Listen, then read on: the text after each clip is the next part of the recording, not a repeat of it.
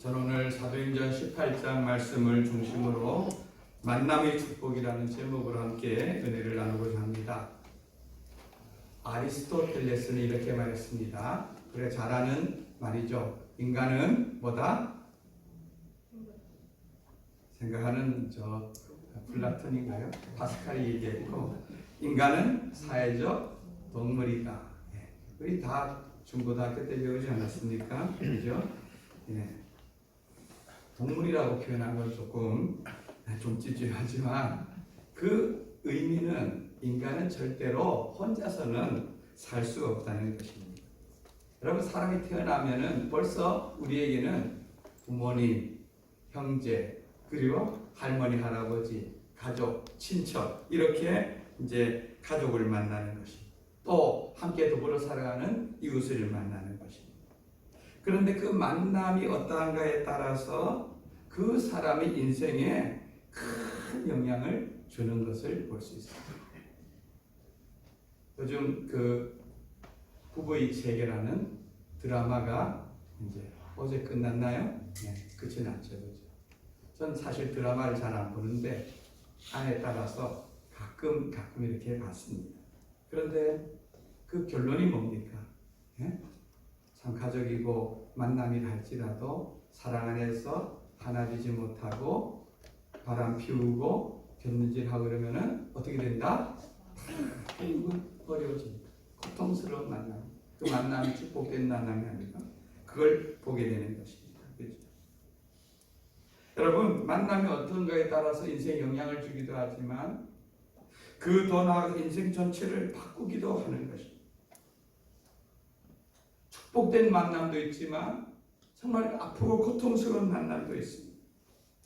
여러분, 여기에 이런 복된 만남이 있습니다. 영국에 실제로 있었던 이야기입니다. 한여름이 되었고 방학이 되어서 런던 도시의 번잡함에서 벗어나서 많은 사람들이 시골로 내려갔습니다. 제 대자연 속에서 도시에서 나가니 얼마나 좋습니까? 그래서 한 소년이 호수에서 열심히 헤엄치고 놀고 있었습니다. 모처럼 나들이에 신바람 나서 지칠 줄 모르고 한창 수영을 즐기는데 그만 그 물속에서 호수 안에서 발에 쥐가 나고 말았습니다. 이 소년은 소리도 지르지 못하고 허둥허둥 허푸 대고 있었습니다. 굉장히 위험한 순간입니다. 생사가 기로에 서 있는 이런 순간, 그때 한 소년이 달려왔어요. 이 소년은 그 마을에 사는 농부의 아들이었습니다. 그는 날쌔게 물로 뛰어들어, 여러분, 물에 빠져 죽어가는 사람을 건진다는 게 얼마나 위험한 일인지 아십니까? 그런데 생명을 걸고 이 도시 소년을 구해냈어요. 구해내고 보니 비슷한 또래의 친구입니다. 그래서 서로가 가까워졌어요. 만나고 얘기하고 친구가 되고. 그 도시 소년은 어떻게든 자기 생명을 구해준 이 은인인 친구에게 그 은혜를 갖고 싶었어 마음이 있었어요. 그래서 만나서 교제하는 가운데 친구에게 물었습니다. 야, 너는 앞으로 뭐가 되고 싶니? 너는 소원이 뭐냐? 그러니까 나는 사실은 의학을 공부하고 싶어. 의사가 되고 싶어.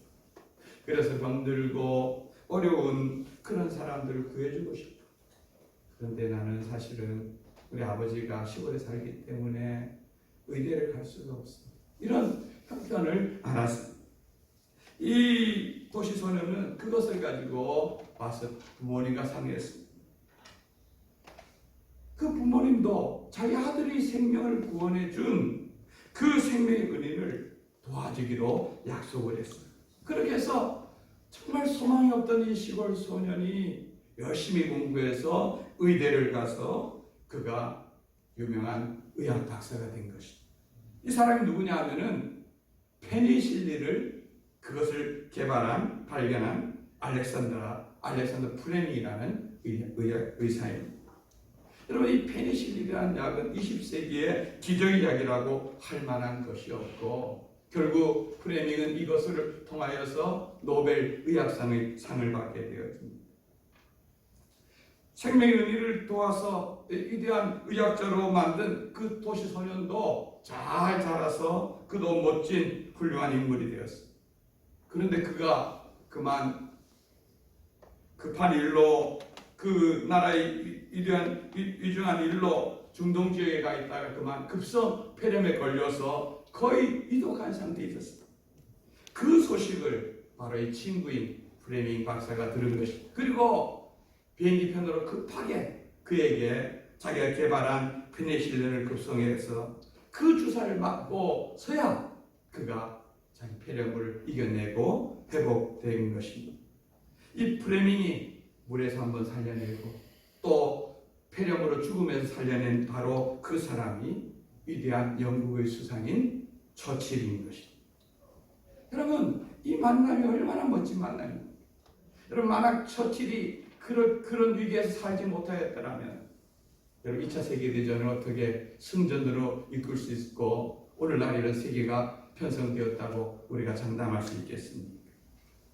이렇게 한 사람이 한 사람을 고난 가운데서 만났지만 그들 만남이 서로가 인인하고 그리고 한 나라를 구원할 뿐, 한 생명을 구원할 뿐 아니라 전 세계 역사를 바꾸는 이런 엄청난 일이 된 걸 볼 수 있습니다. 여러분, 오늘 성경에 나오는 이 바울과 브리스길라 아굴라 부부도 그러한 걸 볼 수 있습니다. 이들이 만남을 살펴봄으로 말미암아 우리 가운데도 이런 축복이 넘치는 성도들이 되기를 주님의 이름으로 축원드립니다. 첫째는 이들은 고난 중에서 만났습니다. 고난 중에서. 여러분, 지금 이 장소가 이들이 만난 장소가 고린도라는 곳입니다. 고린도. 근데 바울은 이 17장에서 아테네라는 곳에서 떠나 이 고린도에 도착을 했습니다. 그리고 브리스길라 아굴라 부부는 로마에서 떠나 고린도에 도착했습니다. 아마 성경 문맥을 보면은 브리스길라 아굴라 부부가 바울보다가 조금 더 빨리 도착한 것으로 보여집니다. 사실 바울이 이 2차 전도여행을 떠나면서 이 아테네에서는 이때 전도여행 때의 동역자였던 실라와 디모데와 헤어져서 혼자였습니다. 더구나 아테네에서 혼자 있었지만 어쨌든 바울은 열심히 복음을 전하려고 그 철학자들과 열심히 논쟁을 했지만 결국 빈손으로 많은 성과를 거두지 못하고 그곳을 떠나고 말았습니다. 여러분, 이 아테네라는 곳은 바울이 기억 속에는 내 인생 가운데 실패의 장소로 기억될 그런 곳입니다. 여러분, 사람이요 어떤 일들을 추진하다가 한번 실패하면은 많이 굉장히 위축되게 돼 있습니다. 그리고 다음 도전에 대해서 망설이게 되어 있는 것입니다. 과연 똑같은 실패를 반복하지 않을까? 이번엔 성공할 수 있을까 하는 두려움이 여러분 실패를 경험한 사람에게는 더 많이 있는 것입니다. 여러분, 이 고린도와 아테네는요 차로 가면 불과 1시간밖에 안 걸리는 아주 가까운 거리고 그 도시나 성향이나 많은 것들이 거의 비슷한 그런 곳에 있습니다. 그러니까 여러분, 아테네에서 실패한 바울이 고린도에 갔을 때에 또 다시 한 번 더 실패할 가능성이 아주 많은 것입니다. 더구나 그는 지금 혼자인 것입니다. 복음 전파에 대한 용기도 잃고 위축된 마음으로 이 고린도에 도착하는 것입니다. 반면에 브리스길라 아굴라 부부도 고난이 있었습니다. 오늘 2절 말씀을 한번 앞을 보고 읽어보겠습니다. 시작. 아굴라라는 본도에서 난 유대인 한 사람을 만나니 그라우디오가 모든 유대인들을 명하여 로마에서 떠나라 한 고로 그가 그 안에 브리스길라와 함께 이달리아로부터 새로운지라 바울이 그들에게 가매. 여기 보면 한 부부가 나오는데 아굴라는 남편입니다. 그리고 그를 유대인이라 이렇게 말하고 있습니다. 그리고 부인은 브리스길라는 이 브리스길라 또 브리스가 이 가문은요 로마에서 굉장히 유명한 아주 유력한 그런 명문 가문 중에 한 가문의 사람인 것을 알 수가 있습니다. 로마 황제가 왜 유대인을 떠나라 하면은 역사적으로는 이 당시 유대인들이 독립을 위해서 자주 폭동을 일으켰으니 그 괘씸죄에 걸려서 모든 유대인들은 이 로마를 벗어나라고 추방령을 내린 것입니다. 법적으로 보면은 유대인은 이 남편이고 부인은 로마인이기 때문에 떠나야 된다면 남편만 떠나면 되는 것입니다. 그런데 여기 보면 아굴라와 함께 그 아내 된 브리스길라도 여기 보면 그 아내 브리다와 함께 떠났다. 그래서 로마 고린도에 가서 새로운 그들은 정착을 하는 것으로 이사를 하게 된 것입니다. 여러분 좀 전에 말씀드린 이와 브리스가의 가문은요 로마에서 명문가 중에 명문가인 가문입니다. 브리스가 입장에서는 그런 가문의 도움, 현실적인 유익 이런 것들이 로마에 굉장히 많습니다. 고린도라고 하는 전혀 낯선 도시에 가서 다시 새롭게 정착하고 사업을 시작한다는 것은 굉장히 어렵고 힘든 일입니다. 어쩌면 남편을 버리느냐 아니면은 자기 가문을 버려 떠나야 되느냐 하는 이런 기로에 서 있는 겁니다. 지금 우리들이 생각과 우리들이 속에서는 당연히 남편 따라가야 될 걸로 생각하지만 이 당시 로마의 분위기나 로마 사람들의 생각은 대부분은 그렇지 않았습니다. 남편을 버리기가 훨씬 쉬웠지 가문을 버리거나 그곳을 떠나기는 결코 쉽지 않았던 것입니다. 그런데 이 부분은 현실적인 유익보다는 사랑하는 남편과 고난의 떡을 먹으면서 고난의 길을 가리라고 작정하고 지금 고린도까지 온 것입니다. 저도 저 인생을 이렇게 돌아보면은 제가 신대원을 35살에 졸업했는데요. 그때 정말 아무것도 모르는 그냥 사회생활 경험도 별로 아무것도 모르는 이 초짜 인생이 농촌에 개척한다고 내려갔을 때에 만약에 제 아내나 또 아내가 반대하거나 이렇게 했으면은 저는 그것까지 못 갔을 것입니다. 사실 저를 파송한 그 교회에서 그 2년 전부터 시골에 파송할 그런 사람을 구하기 위해서 여러 사람을 만나보고 했지만 적합한 사람이 없었던 것이 아니라 지원자는 있었지만 가족의 동의를 얻지 못하고 이런 사람들이 참 많았던 것입니다. 어제 저녁에 저희 부부가 잠자리에 들기 전에 누워서 그런 얘기를 나누었습니다. 야, 우리 그때 나는 30이고 우리 아내는 35이고 우리 아내는 30인 그때 아무것도 몰랐기 때문에 아이 하나를 손에 붙잡고 둘째를 배에 넣어서 그래갖고 그 먼 길 집도 구하지 않고 현지보 구해라고 차를 갖고 거기 댔을 때 트럭을 저희 이삿짐을 갖고 간 운전기사가 아유 나 같으면 이런데 안 사네. 제가 물어보지도 않았는데 물어봐야지 여기 와서 살겠습니까? 물어본 것도 아닌데 왜 그런 말을 해서 속을 뒤집었는지. 그리고 동네 사람들은 뭘로도 먹으러 이 시골까지 왔노. 이렇게 하고 저희들을 취급했을 때에 그 마음 그러나 그런 고난과 어려움 속에서도 부부가 함께하니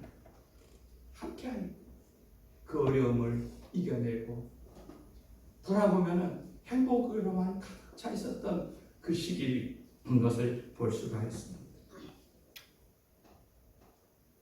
제가 태국에 처음 답사를 하러 갔을 때에 우리나라에서 차관보를 지낸 그런 안수집사님 한 분과 함께 갔댔습니다.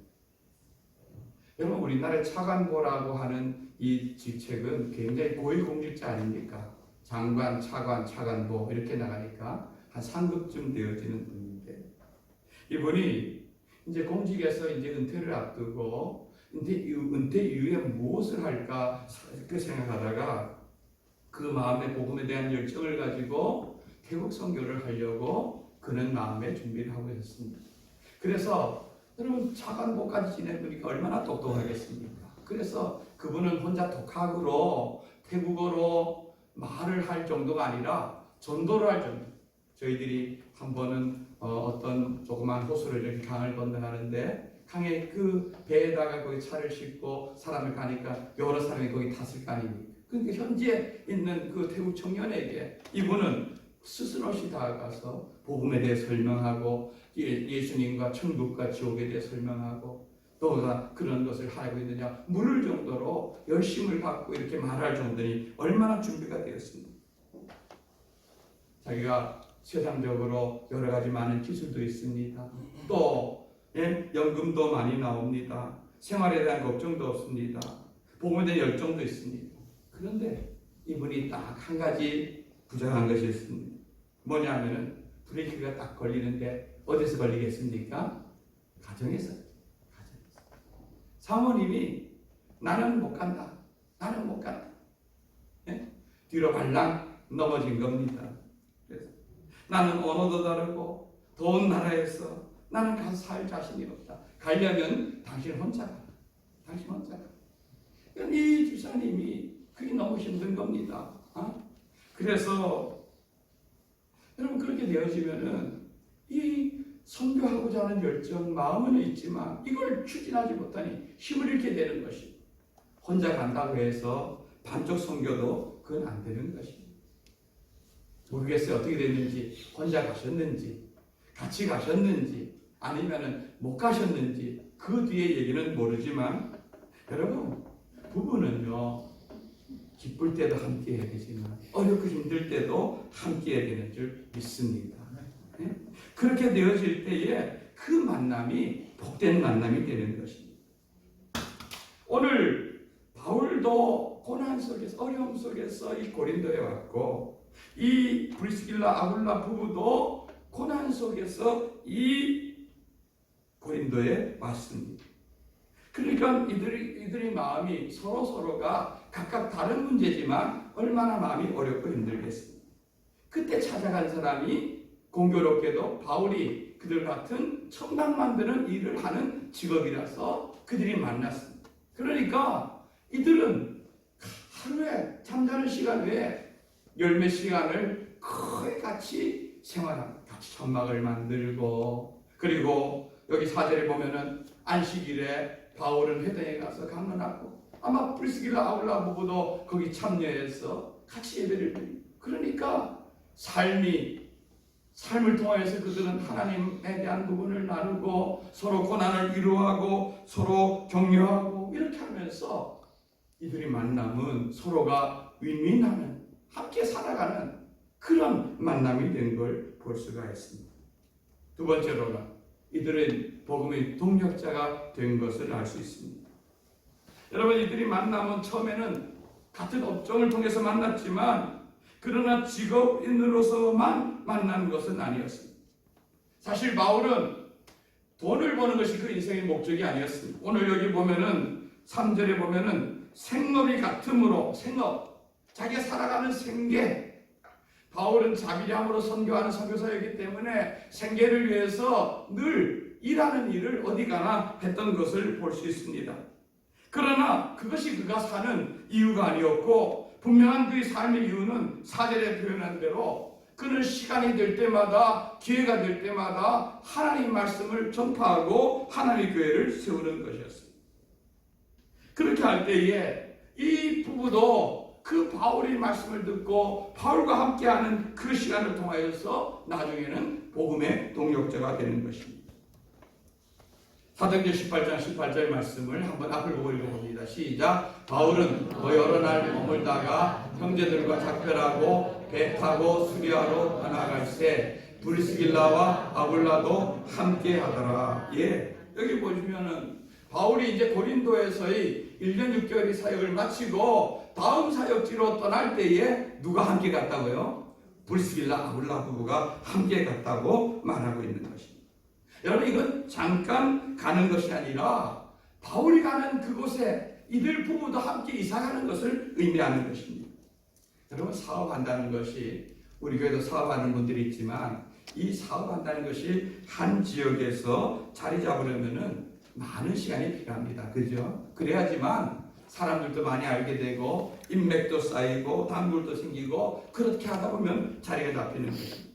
근데 1년 6개월 동안 이제 열심히 터를 잡고 자리 잡던 그 모든 것을 떠난다는 것은 이 부부에게는 더 이상 이 사업이나 돈 버는 일이 우선순위에서 제일 앞에 있지 않았다는 것을 보여주는 것입니다. 여러분, 사람은요 우선순위에 따라 움직입니다. 오늘 여러분들이 이 자리에, 이 예배의 자리에 오신 것은 주일날 다른 무엇보다도 하나님을 예배하는 것이 여러분 삶 속에 우선되었기 때문에 이 자리에 온 줄 믿습니다. 브리스길라 아굴라 부부가 바울과 함께 지내는 동안에 이 부부의 가치관이 달라진 것입니다. 전에는 돈이 목적이었고 사업을 어떻게 확장시키려는 것이 목적이었다면은 이제는 어떻게 하면 우리들이 생애를 통하여서 하나님 나라를 위해 쓰임받을까, 그것이 먼저였습니다. 여러분, 그렇다고 해서 무작정 바울 말하기, 바울만 뒤만 졸졸 따라다니는 그런 사람이 아니었습니다. 여러분, 이들이 가서 에베소에 간 뒤에 바울은 저 예루살렘을 향해서 떠납니다. 그러나 이 부부는 그곳에 남아서 그곳에 교회가 세워지는 동안에 그 교회를 세우는 것을 돕는 것을 알 수가 있는 것입니다. 예? 그렇게 해서 이 에베소의 교회를 세우는 일을 돕고, 그런데 어느 날 그곳에 그 회당에 아볼로라고 하는 알렉산드리아 출신의 사람이 찾아왔습니다. 여러분, 알렉산드리아는요 그 당시 로마와 더불어서 세계 3대의 큰 도시 가운데 하나이고, 학문적으로는 최고의 도시라고 하는 저 아프리카 북쪽에 있는 그런 도시였습니다. 근데 알렉산드리아 출신 이러면은 이 사람들은 똑똑한 사람들, 굉장히 말 잘하는 사람들, 이런 사람인데, 오늘 24절에 나와 있는 대로 이 아볼로는 언변이 좋고 성경에 능통한 자라, 이렇게 말하고 있습니다. 여기서 말하는 성경은 구약 성경을 말하는 것입니다. 그러니까 이 사람은 굉장히 성경적인 지식이 많았고, 거기다가 설교도 잘하는 이런 재능을 갖고 있던 사람이었어요. 그런데 그가 열심히 성경을 배워 푸는데 브리스길라 아굴라가 가만히 들어보니 바울에게 배운 자기들이 예수님에 대한 것이 훨씬 깊은 것을 알았어요. 그런데 그 아볼로를 조용히 데려다가 그 사람과 더불어서 여기 26절 말씀에 보면은 하나님이 돌을 더 정확하게 풀어 이르더라. 브리스길라 아굴라가 그들에게 이 아볼로에게 하나님의 말씀을 더 깊게 해서 그 사람을 잘하도록 합니다. 27절에 보면은 이 아볼로가 다른 곳으로 아가야, 즉 고린도와 그 아테네에 있는 그쪽으로 건너가자 할 때에 그 사람이 가서 그곳에서 사역을 할 수 있도록 편지를 써서 그에게 영접하라고 주는 이런 일들을 하는 것입니다. 그러니까 브리스길라 아굴라 부부는 사람을 세우고 교회를 세우고 이런 역할을 감당하는 걸 볼 수 있습니다. 여러분, 얼마나 멋진 부부가 되었습니다. 그리고 이후에는요 다시 로마에서 유대인 추방령이 그만 그것이 해제된 뒤에 다시 로마로 돌아가서 거기에서 있었던 걸 볼 수 있는데, 로마서 16장 3절에서 5절 말씀 한번 읽어봅니다. 시작. 너희는 그리스도 예수 안에서 나의 동역자들이 브리스가와 아굴라에게 문안하라. 그들은 내 목숨을 위하여 자기들이 목까지도 내놓았나니. 자기들이 목까지도 내놓았나니. 그 다음에 시작. 나뿐 아니라 이방인의 모든 교회도 그들에게 감사하느니라. 또 저희 집에 있는 교회도 문안하라. 아멘. 바울은 이 로마서의 마지막 편지를 쓰면서 마지막 장에 로마에 있는 성도들을 거기에서 거론하는데 제일 먼저 이름이 나오는 것이 바로 브리스길라 아굴라 부부입니다. 그 부부를 뭐라고 호칭합니까? 앞에 띄워주십시오. 앞에 보면 뭐라고 합니까? 그래도 예수 안에서 나의 뭐라? 동역자. 나의 동역자다. 이렇게 소개하고 있습니다. 이들은 바울이 동역자라고 소개할 만큼 뭔가 하나님 나라를 위해서 동역하게 됐습니다. 여러분, 동역이 뭡니까? 동역. 한문으로 보면 한 가지 동자에다가 힘력자입니다. 함께 힘을 쓰는 사람이 동역자. 여러분, 무거운 돌이나 무거운 짐을 나를 때 누군가 옆에서 조금만 힘을 보태주고 조금만 도들어주면은 그것이 얼마나 힘이 되어지는지 모르는 것입니다. 동역자는요, 기도할 때 함께 기도하고 뜻을 모을 때 한 마음으로 모아주는 것이 동역인 것입니다. 이런 바울과 이들 부부는 지금 각각 다른 곳에 있지만 하나님이 복음을 위하여 하는 일에는 이들은 하나였습니다. 함께 힘을 쓰고 있습니다.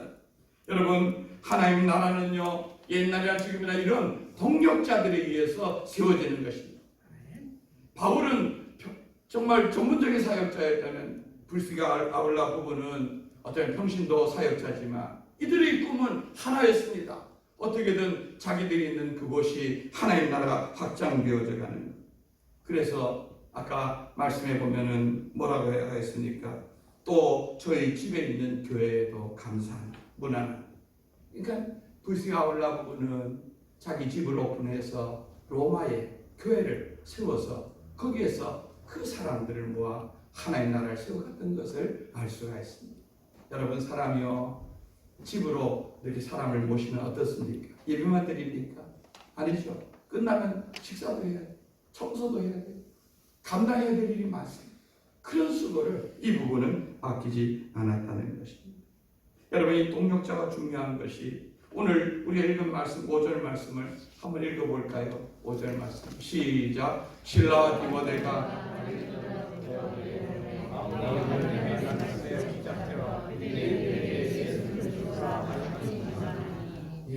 제가 앞에서 말씀드린 대로 바울이 고린도에 올 때는 그가 마음이 굉장히 위축되었다고 말씀을 드렸습니다. 그런데 오늘 고린도에서 바울이 예수님은 그리스도라고 밝히 담대하게 전한 시점을 언제라고 설명하고 있습니까? 여기 보면은 누가 함께 도착했을 때 실라와 디모데가 마게도냐로부터 바울에게 합류한 그때에 바울이 하나님의 말씀에 붙잡혀 이렇게 소개하고 있습니다. 바울이 복음을 전할 때 함께했던 고난과 그 모든 일 함께했던 동역자들이 합류한 것입니다. 동역자들이 오자 바울에게 세임이 났습니다. 야, 그래? 나에게 동역자가 있다. 함께 나를 위로하고 격려하고 함께 복음을 위해 싸울 동역자가 있다.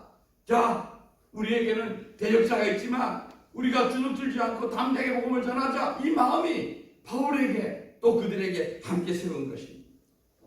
여러분, 여기 바울 5절에는 바울과 실라가 와서 그들에게 복음을 전하는데 6절에 보면은 대적하는 자들이 일어나 비방하기 시작합니다. 그런데 그 비방에도 불구하고 바울은 위축되지 않습니다. 주눅되지 않습니다. 왜 그렇습니까? 동역자가 함께 있었기 때문에 그렇습니다.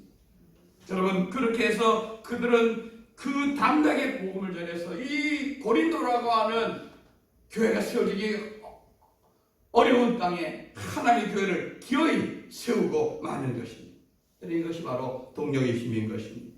저는 우리 동국의 모든 성도들이 이런 복음의 동력자가 되기를 원합니다. 우리 각각 하는 일은 달라도, 사는 곳은 달라도, 직업은 달라도 우리는 한 주님을 믿고 한 나라를 바라보고 꿈꾸고 있습니다. 우리는 예수 그리스도를 믿음으로 단순히 내가 먹고 살고 자녀 키우는 것이 전부가 아니라 우리에게 더 큰 하나님의 나라와 하나님의 영광을 위해 우리는 부름받은 자인 것입니다.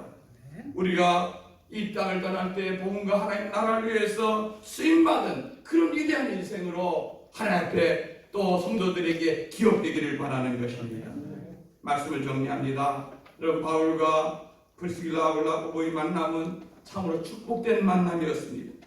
이들은 고난 가운데 만났지만 서로의 고난을 위로하고 서로 이해하는 또 격려하는 이런 복된 만남이었습니다. 직업과 인간적인 우정을 넘어서 복음 안에서 하나 되어 하나님 나라를 위해 동역하는 복된 인생을 살았습니다. 여러분, 우리 만남도 그런 만남이 되기를 원합니다. 우리는 한 시대에, 그죠? 한 지역에, 그죠? 한 교회에 우리는 함께 모여서 여러분, 이보다 더 깊은 그런 만남이 어디 있겠습니까? 함께 서로 사랑하며 서로 비전을 공유하며 함께 하나님 나라를 세워가는 축복된 만남 되기를 주님의 이름으로 축원드립니다.